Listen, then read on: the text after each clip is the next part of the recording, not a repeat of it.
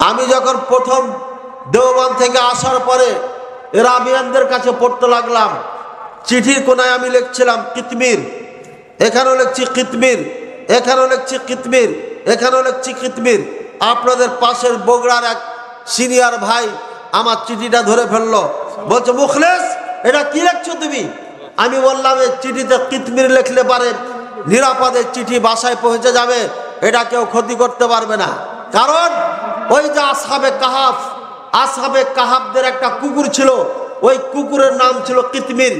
সেই এভাবে বসে বসে তাদেরকে পহারা দিচ্ছিল, তেমনি ভাবে চিঠিতে তাদের নাম, তার নাম লিখলে সেও পহারা দিবে, বডিগার্ডের কাজ করবে। আমার এই আকীদা দেওবন্দ থেকে নিয়ে এসে আমি বাংলাদেশের চিঠিতে লিখছিলাম, তখন আমাকে সিনিয়র ভাই বলল এটা শিরকি কথা। আমি দেওবন্দ থেকে পড়ে আসার পথে পড়ার পরে আমার মুখের সামনে যখন বলে এটা শিরক, আমার কি মাথা ঠিক থাকে বলে? কমপ্লিট মৌলবি হওয়ার পরে আমাকে বলছে তুমি শিরক করছো।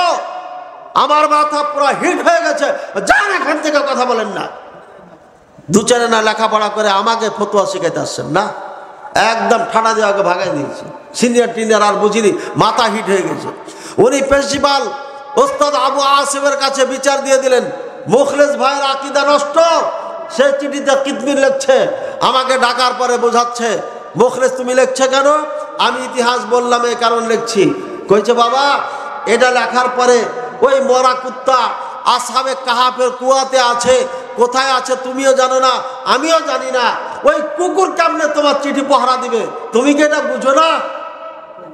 আমি বললাম জি ওস্তাদ, নাম ফাহিমতু আল্লাহ আমর ওয়াদিউ ইনদি, আমার কাছে কথা স্পষ্ট হয়ে গেছে, কিন্তু সে আমাকে বুঝাই নাই। আর আমি দেওবন্দ থেকে পড়ে এসেছি, আমার মুখের সামনে এমন কথা বলেছে যে হিট হয়ে গেছে। এটা আপনাকে আল্লাহ উত্তম প্রতিদান দান করুন।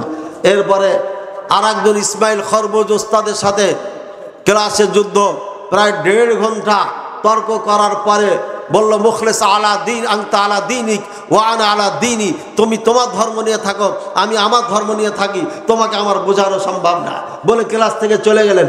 তারপরে আমাকে পরবর্তীতে বললো মুখলেস তুমি তো আরবি বুঝো, লাইব্রেরি তোমার জন্য উন্মুক্ত, তুমি লেখাপড়া করো আর এইগুলো বিষয় পড়ো, এই বইগুলা পড়ো।